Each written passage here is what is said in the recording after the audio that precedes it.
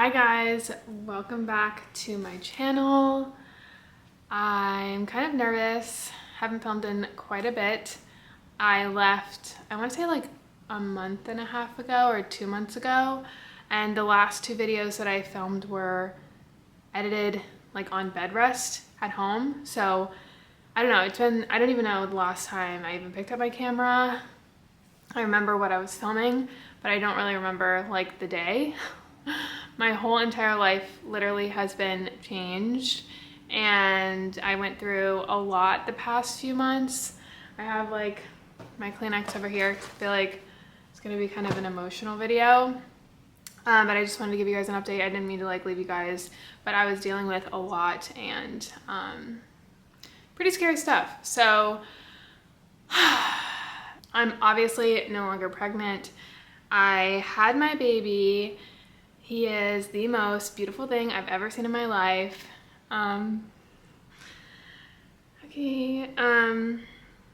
Yeah, he's just so beautiful. So obviously by the title of this video, he came a little bit early, and by a little bit, I mean like 3 months early. And he is currently not home yet. He won't be home probably until his due date, which is around like mid-January. And he's been in the NICU for about a month. So rewind. A lot of people probably don't really even know what the NICU is. I would have never known what the NICU was if I didn't have my baby boy early. So I have also realized how incredibly, like, I would say somewhat normal this is.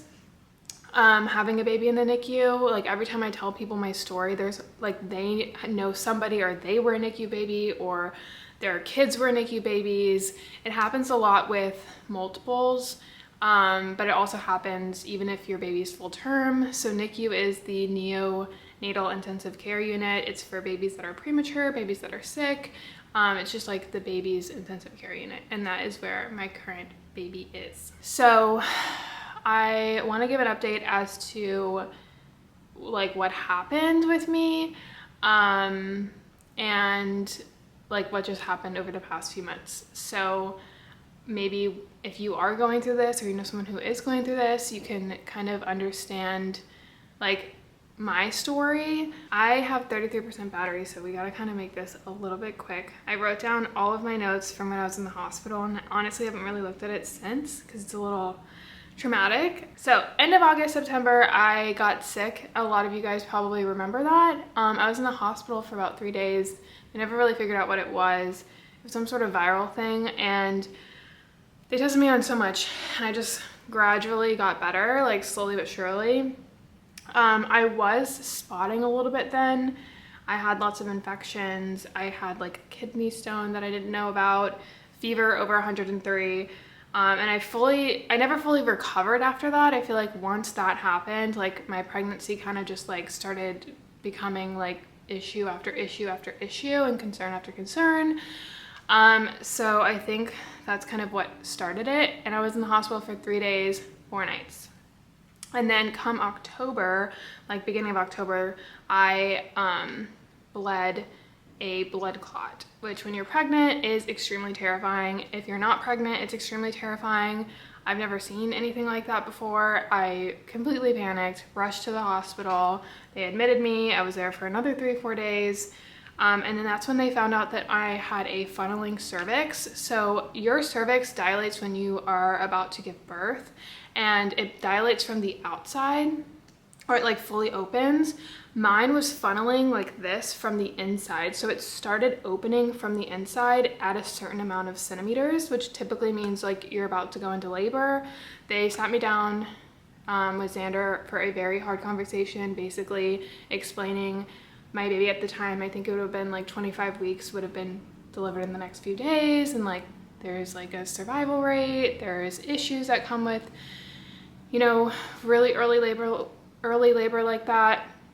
And that's kind of like when everything started, and like just was becoming a little bit more scary and risky and terrifying. Like it was constant worry and anxiety like from that point on. Also found out I had a low-lying placenta, and my previous care, my gyno, OBGYN, didn't tell me that, which is extremely frustrating. I ended up trying to change my care because that's extremely disappointing, because there's certain things that you can't do when you have a low-lying placenta.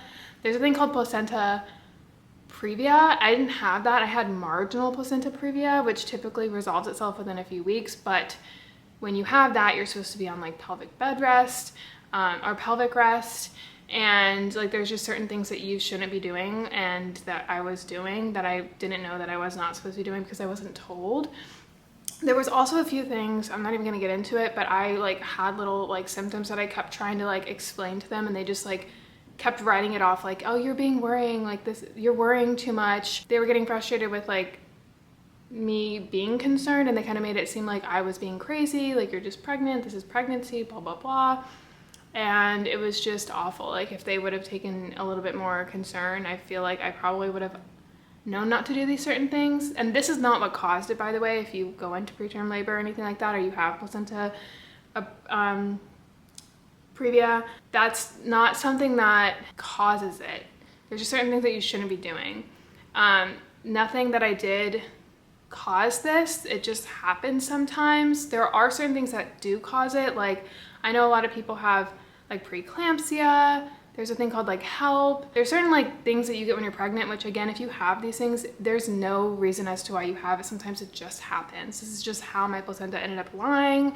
And there's nothing that I or anyone else could have done to fix it. We could have just taken a little bit more precaution in terms of knowing that my body was in that state and how I could maybe have like elongated it a little bit more. But again, that's not the cause of it. It just is something that like kind of contributed. There's a little things, like little tiny things that are kind of contributing to what happened.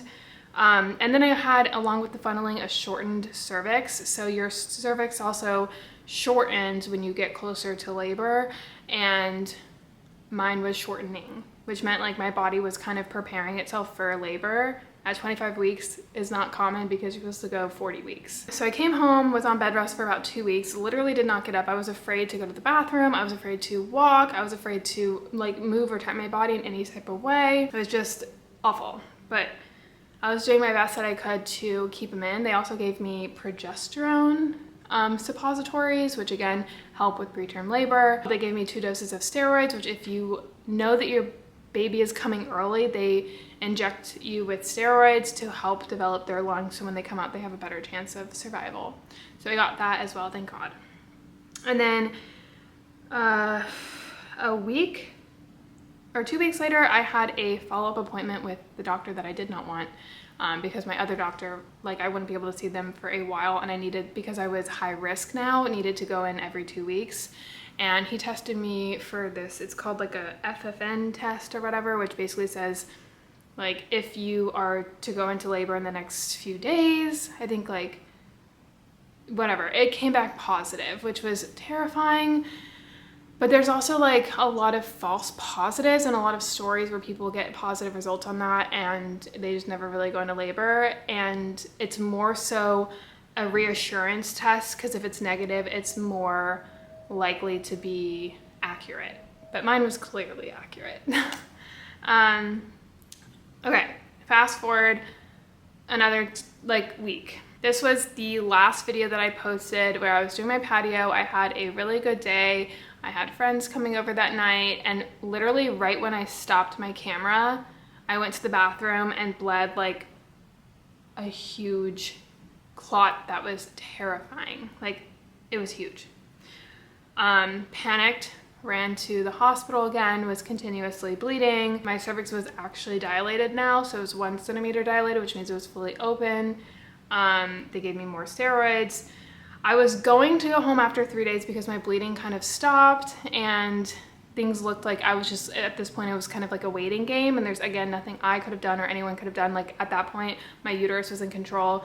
If it became.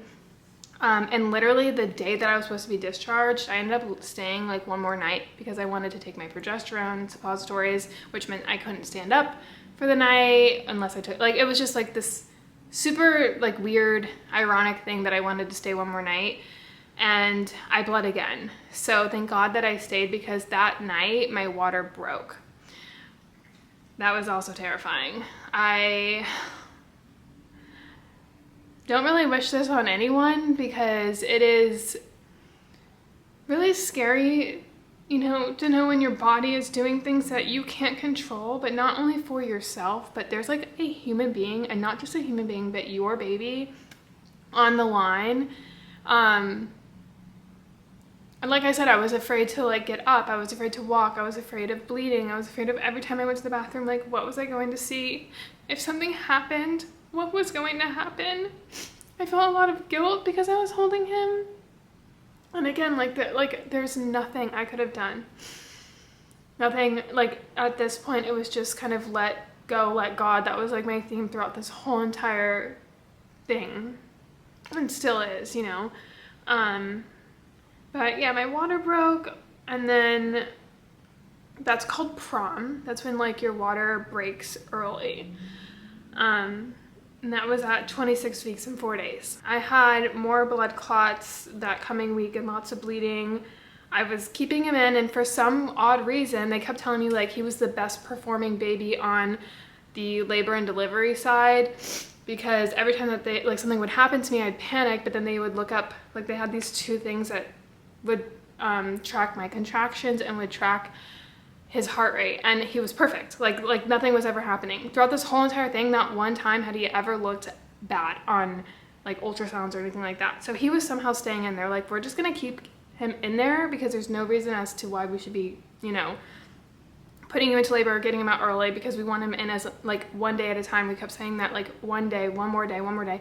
1 more day in was another 3 days out of the NICU. That's how they described it to me. But to me, in my head, it's like 1 more day for me in the hospital, 1 less day out for him. So again, just continued to have scary things happen. They ended up giving me magnesium one night because I had a couple blood clots in a row, kind of towards the middle of October, and they thought I was gonna like end up delivering soon, so they gave me magnesium, which also helps with his brain development or something like that, which if you've ever taken magnesium, oh my goodness, it's horrible. It's like you get injected, it feels like you're in an oven. Like you literally just put your head in an oven for like 30 minutes, and then it makes you feel like literally like you're dying. Like people thought when I took it, they were like, Renee, you look like you were dead. Like it was just whatever, but anything for the baby, you know. I took more steroid shots. They ended up thinking that the bleeding was coming from a partial placenta abruption. They kept saying maybe that's what it is. Like, we don't know what it is. They kept saying that, but that's what we are thinking it is, which means you're gonna stay here until you deliver. They're trying to keep me there, and they were like, they were hoping that I would stay and keep him in until 34 weeks. That was the goal. October 23rd is when my contractions started. So this was like when I was going into labor. I had the full-blown contractions. They were starting to get a little bit more regular. I couldn't like deal with them. I kept like holding onto the side of the bed and like, oh my God, oh my God, oh my God, oh my God. And at this point we had talked to NICU and the doctors and everything like that when we knew that, like, what to expect at this point. Like in my head, I didn't want to make this a sob story or like a sad, scary story, even though it is, and it's not ideal. It's his story, and again, there's nothing that I could have done. So at this point, if I'm going into labor, I'm going to enjoy it and, you know, welcome the birth of my firstborn son. So yeah, started contracting the next day. I was bleeding a lot more, and I kept asking them, like, please check my, like, I feel like I'm in labor, and they kept saying, you're not, and I'm like, these contractions are getting so regular, they're happening every 2 to 3 minutes, like, I'm pretty sure this is labor, like, I'm in pain, can you check my cervix one more time? And because I have the pelvic rest, they were a little bit, you know, hesitant to do the, like, test, the cervix test, because that would possibly maybe open it more, or, you know, whatever. And so they found out when I finally was like, please, I just need to see if I'm more dilated. I was dilated 2 to 3 centimeters. I had very strong, frequent contractions. I was going into labor. And then so that day, I'm just kind of like, they're gonna keep me in labor for as long as this is gonna last. Like at that point, it was like 24 hours. It kept getting worse. I'm like, oh my God, this is gonna be awful. And then I went to the bathroom and literally, TMI, blood just poured out of me. My placenta abrupted.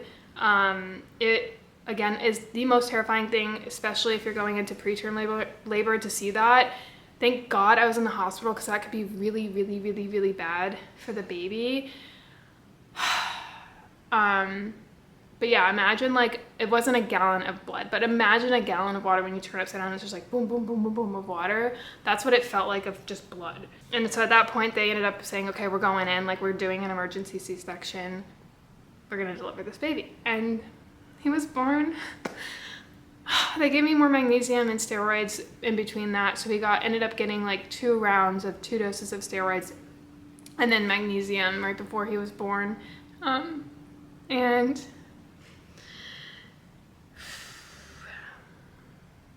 he was born 2 pounds, 7 ounces. He was so tiny. And I expected him to kind of look, because I was doing my research about preterm babies. There's a really great Instagram site called NICU Warriors. If you want to read about success stories, about all different types of stories and stuff of NICU warriors, which they are. And my battery's about to die here. I might have to stop here in a second. But yeah, 27 days. So he was born at 27 weeks, 6 days. He was 2 pounds, 7 ounces and 14.17 inches long. Yeah, he came out and I was expecting him to kind of look like a baby bird. That's kind of what a lot of the preterm babies look like because they're not fully developed yet. And he came out looking like the most beautiful like little doll. I was in like such a moment, like he was so beautiful, and they like took him out and I like touched him through the plastic that they had over me. And I heard his little cry, and Xander went to go, cut the umbilical cord and everything. They brought him over to look at him. And then when you have a preterm baby or a baby that's compromised, they have to take them as soon as possible. So they took him. I wasn't able to see him until I think like a day after. Yeah. Or later that day is when I was able to go into his little room and see him for the first time and hold his little hand that literally goes up my pinky.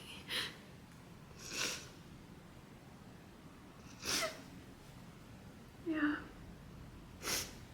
And he's so cute. When you go through like a NICU experience, like I know that it's like highs and lows every day, and he's been in there for about a month. He's doing great. He's actually doing wonderful, but there was so many times where, we had those moments where we have to hold our breath, and there's nothing you can do about it. But he is progressing in such a good way, and I didn't feel like ready to even talk about it. I kind of still don't, but I need to get back to living, and I'm starting to slowly but surely get back to kind of like myself and healing and, just overcoming everything that we've dealt with the past, few months. He's obviously not here. Like I said, he'll be home hopefully sometime in January. But we visit him every single day, twice a day, and, he's hitting all of his milestones. He wore clothes for the first time yesterday.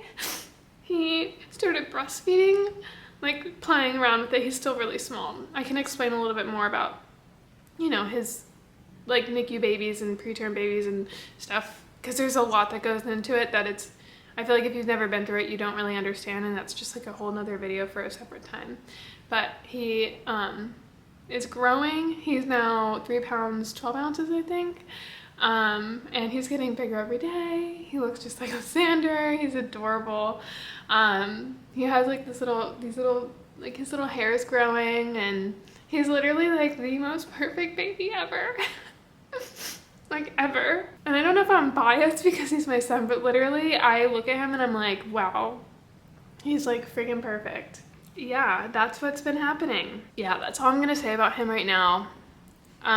We're still kind of in this roller coaster. We're about like, I wouldn't even say halfway through yet. He's 32 weeks now, so he's still got a ways to go. But all of your prayers too have been so needed. We have been praying, and we've been going to church. We've been seeing miracles happen.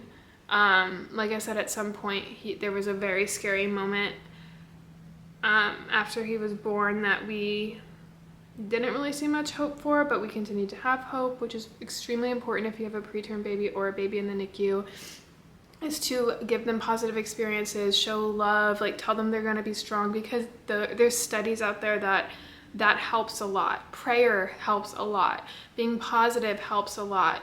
Being optimistic yet realistic, you know, and every time we've experienced him or was around him, it's been nothing but good experiences. Like I said, it is what it is, and there's nothing that we can do about it, and this is his story, and this is the way that he wanted it coming in. He just couldn't wait to see his mama and dada.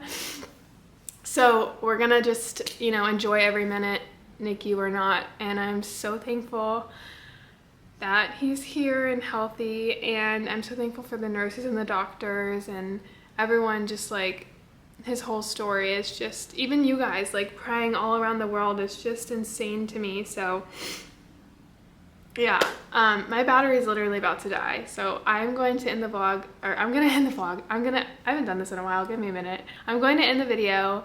I will be back soon. I'll keep you guys posted on my Instagram, probably. Haven't done Instagram either in a few months, and I honestly feel so good. I don't know if I'm gonna go back. It just felt so good, no social media. But yeah, so yeah, thanks for watching. I love you guys so much. I miss you a lot. I miss working, and I can't wait to take you guys along with me on this little journey, this new journey. I feel like everything like this is happening for a reason. I'm trying to figure out, not really even figure out, because I'm just letting it happen. It's kind of confusing to figure out and puts a lot of pressure on you to be like, why is this happening? But I want to like make the most out of it and find good in it, and maybe touch other people or somehow help other people in this. And my eyes have been opened to a whole new world that I never knew existed, and I'm thankful for that, because I really do want to, you know, work with these kind of people and people dealing with these things, and I hope that my story can help somebody. Maybe write down your story if you're open to it down below, to help encourage people or just connect and be there for one another, because a lot of people go through this that I never knew this was even a thing. So this is honestly the most terrifying, anxious, rewarding like experience ever. So to know that other people are going through it and they all have different stories is just incredible to me, even nurses and doctors and stuff like that. So yeah, thanks for watching. I'll see you guys very soon.